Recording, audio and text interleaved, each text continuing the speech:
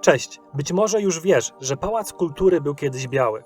Ale czy wiedziałeś, że biały był również Zamek Królewski?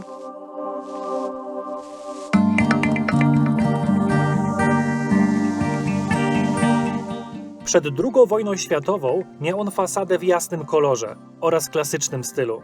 Niestety, na początku wojny zamek spłonął, a następnie w 1944 został wysadzony przez niemieckich saperów. Odbudowano go dopiero w latach 70. ubiegłego wieku. Konserwatorzy zabytków zdecydowali, aby od strony Starego Miasta zamek otrzymał styl barokowy, gdyż taki styl nadał mu pierwszy właściciel, Zygmunt III Waza.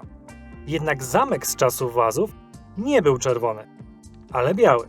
Skąd więc czerwony kolor? Ktoś mógłby zażartować, że jest to nawiązanie do ulubionego koloru komunistów lub Placu Czerwonego w Moskwie. Niemniej budowniczy mieli inne wyjaśnienie. Po pierwsze, nowy kolor miał lepiej pasować do panoramy Starego Miasta, gdzie spora biała bryła mogłaby przytłoczyć ten widok. Po drugie, czerwony kolor pozwolił na wyróżnienie detali, które pozostawiono w kolorze białym. Wcześniej zlewały się one z resztą budynku.